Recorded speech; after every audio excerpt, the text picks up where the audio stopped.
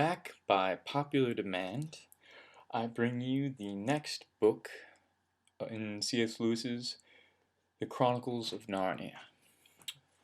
This semester, fall 2012, straight from Edinburgh, I will be reading The Horse and His Boy.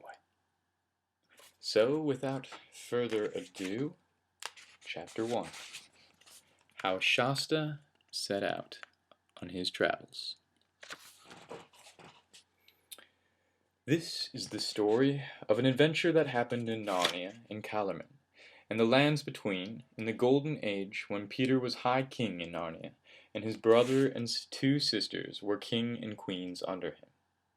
In those days, far south in Calerman, on the creek of the sea, there lived a poor fisherman called Arshish, and with him lived a boy who called him father. The boy's name was Shasta. On most days Arshish went in his boat to fish in the morning, and in the afternoon he harnessed his donkey to a cart, and loaded the cart with fish, and went a mile or so southward to the village to sell it. If it sold well, he would come home in a moderately good temper and say nothing to Shasta. But if it sold badly, he would find fault with him, and perhaps beat him. There was always something to find fault with, for Shasta had plenty of work to do, mending and washing the nets, cooking the supper, and cleaning the cottage in which they both lived. Shasta was not at all interested in anything that lay south of his home, because he had once or twice been to the village where Arshish and he knew that there was nothing very interesting down there. In the village he only met other men who were just like his father. Men with long, dirty robes, wooden shoes turned up at the toe, and turbans on their heads, and beards, talking to one another very slowly about things that sounded dull. But he was very interested in everything that was to the north, because no one ever went that way, and he was never allowed to go there himself. When he was sitting out of the doors mending the nets, and all alone, he would often look eagerly to the north. One could see nothing but a grassy slope running to a level ridge, and beyond it, the sky, with perhaps a few birds in it. Sometimes, if Arshish was there, Shasta would say, "Oh, my father, what is there beyond that hill?" And then, if the fisherman was in a bad temper, he would box Shasta's ears and tell him to attend to his work. Or if he was in a peaceable mood, he would say, "Oh, my son, don't allow your mind to be distracted by idle questions. For one of the poets has said, 'Application to business is the root of prosperity. But those who ask questions that do not concern them are steering the ship of folly towards the rock of indulgence.'" Shasta thought that beyond the hill there must be some delightful secret, which his father wished to hide from him. In reality, the fisherman talked like this because he didn't know what lay to the north, neither did he care. He had a very practical mind. One day there came from the south a stranger who was unlike any man that Shasta had seen before. He rode upon a strong, dappled horse, with a flowing mane and tail, and his stirrups and bridle were inlaid with silver. The spike of a helmet protruded from the middle of his silken turban, and he wore a shirt of chainmail.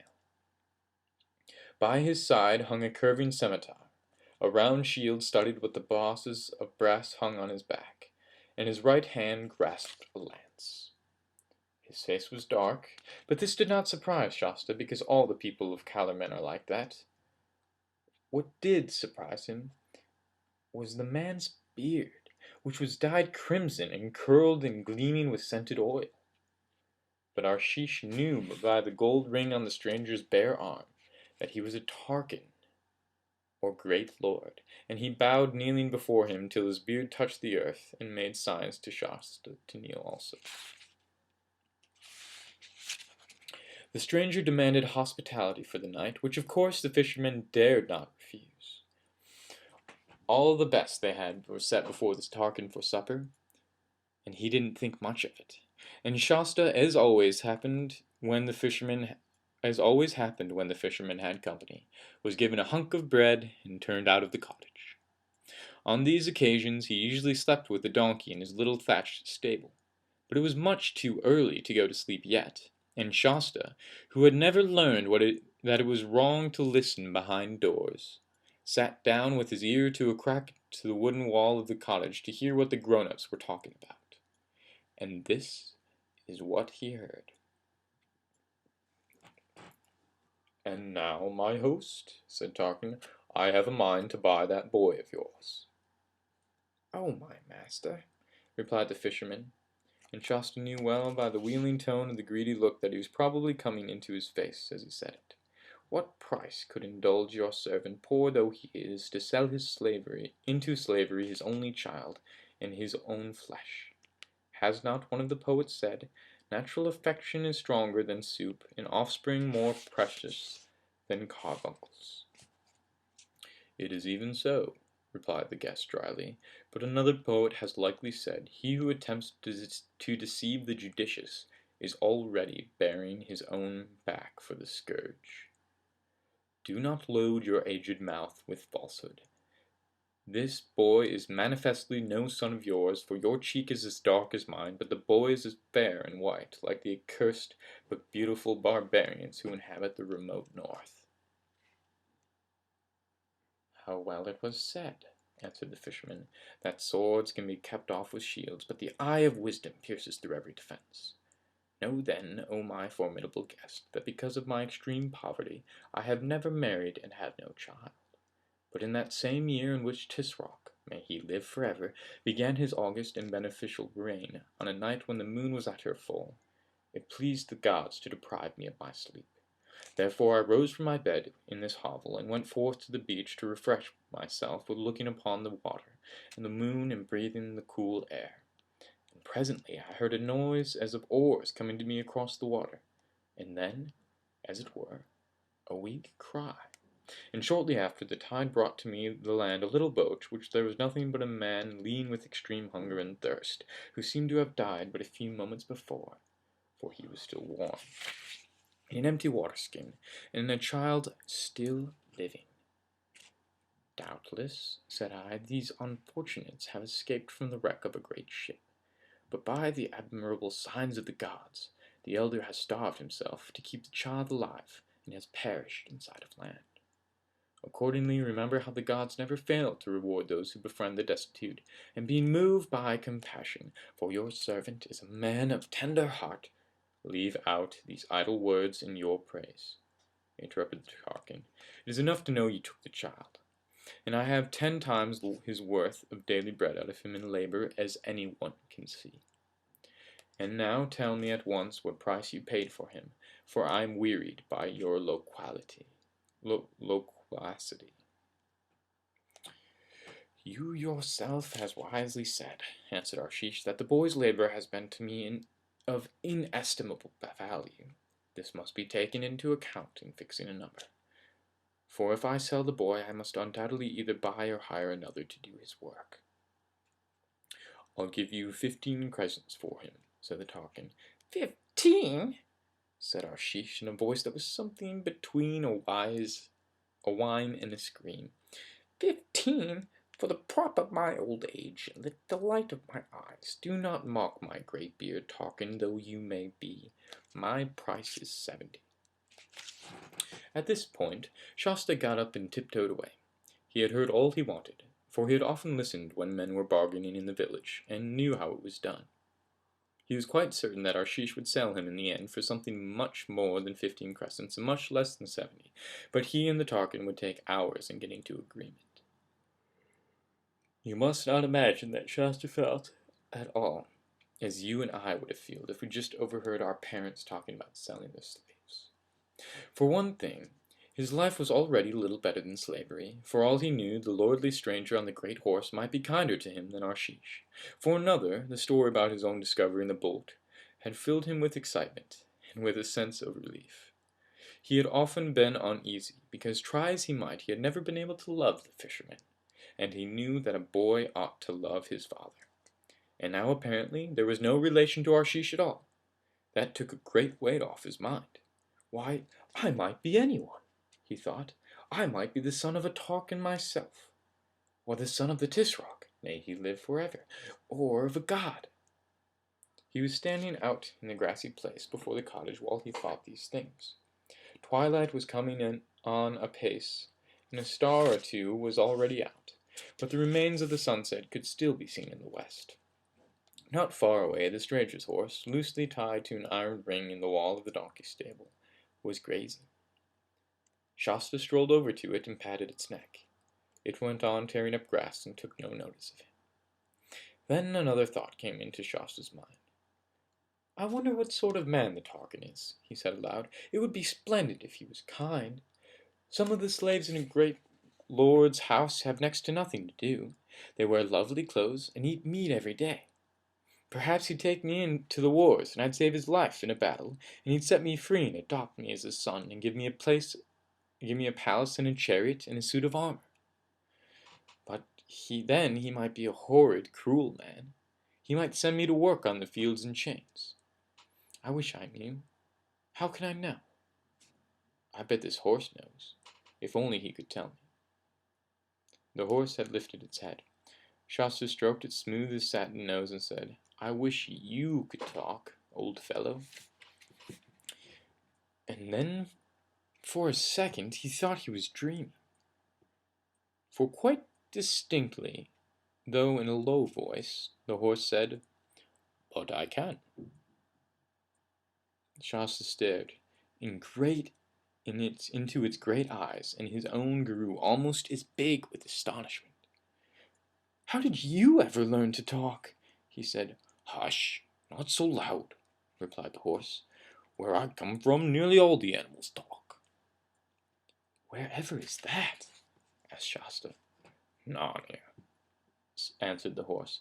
The happy land of Narnia. Narnia of the earthly mountains and thymy downs, Narnia of many rivers, the plashing glens, the mossy caverns, and the deep forests ringing with hammers of the dwarfs. Oh, the sweet air of Narnia! An hour's life there is better than 1,000 years in Calormen. It ended with a whinny that sounded very like a sigh. Missed that. How'd you get here? asked Shasta. Kidnapped, said the horse, or stolen, or captured, whatever you like it to be called. I was only a fowl at the time. My mother warned me not to range to the southern slopes into Archenland and beyond, but I wouldn't heed her. And by the lion's mane I have paid for my folly. All these years I've been a slave to humans, hiding my true nature and pretending to be dumb and witless like their horses. Why didn't you tell them who you were?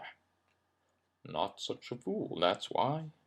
If they'd found out I could talk, they would have made a show of me at fairs, and guarded me more carefully than ever. My last chance of escape would have been gone. And why? Began Shasta. But the horse interrupted him. Now look, it said, we mustn't waste time on idle questions. You want to know about my master the Tarkan and Radian. Well, he's bad. Not too bad to me, for a war horse costs too much to be treated very badly. But you'd better be lying dead tonight than go to be a human slave in his house tomorrow. Then I'd better run away, said Shasta, turning very pale. Yes, you had, said the horse, but why not run away with me? Are you going to run away too? Said Shasta. He's not very smart. Yes, if you'll come with me, answered the horse. This is the chance for both of us. You see, if I run away without a rider, everyone who sees me will say, Stray your horse, and be after me as quick as he can. With a rider, I have a chance to get through. That's where you can help me. On the other hand, you can't get very far on those two silly legs of yours. What absurd legs humans have, without being overtaken. But on me you can outdistance any other horse in this country. That's where I can help you. By the way, I suppose you know how to ride. Oh, yes. Of course, said Shasta. At least, I've ridden the donkey. Ridden the what? Retorted the horse, with extreme contempt. At least, that is what he meant. Actually, it came out as sort of a neigh. Ridden the what? Talking horse always becomes more horsey in accent when they are very angry. In other words, he continued, you can't ride. That's a drawback. I'll have to teach you as we go along. If you can't ride, can you fall? I suppose anyone can fall, said Shasta. I mean, can you fall and get up again without crying and mounting again and falling again and yet not be afraid of falling?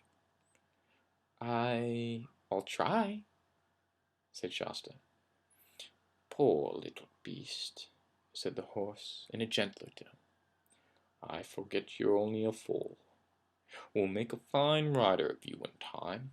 And now we mustn't start until the two in the hut are asleep. Meantime, we can make our plans. My Tarkin is on his way north to the great city, to Tashban itself, and to the court of Tisroc. I say, said Shasta, in a rather shocked voice, oughtn't you to say, may he live on forever? Why, said the horse, I'm a free Narnian, and why should I talk slaves and fools talk? I don't want him to live forever, and I know he's not going to live forever whether or not I want him to. And I can see you're from the free north too. No more of this southern jargon between you and me. And now, back to our plans. As I said, my human was on his way north to Tashba. Does that mean we'd better go south? I think not, said the horse. You see, he thinks I'm dumb and witless, like his other horses. Now, if I really were, the moment I got loose, I'd go back to home onto my stable and paddock, back to his place with 2 days' journey south. That's where he'll look for me. He'll never dream of my going north on my own. And anyway, he will probably think that someone in the last village who saw him ride through has followed us here and stolen me. Oh, hurrah, said Shasta. Then we'll go north. I've been longing to go north all my life. Of course you have, said the horse. That's because the blood that's in you. I'm sure you're true northern stock. But not too loud. I think they'll be asleep soon now. I'd better creep back and see, said Shasta. That's a good idea, said the horse. But take care you're not caught. It was a good deal darker now, and very silent, except for the sound of the waves on the beach, which Shasta hardly noticed because he had been hearing it day and night as long as he could remember. The cottage, as he approached it, showed no light. When he listened in the front, there was no noise. When he went round to the only window, he could hear, after a second or two, the familiar noise of the old fisherman's squeaky snore. It was funny to think that if all went well, he would never hear it again. Holding his breath and feeling a little bit sorry, but much less sorry than he was glad, Shasta glided away over the grass, and went to the donkey stable, groped along to a place he knew where the key was hidden, opened the door, and found the horse's saddle and bridle, which he had been locked up for the night. He bent forward and kissed the donkey's nose. I'm sorry we can't take you, he said.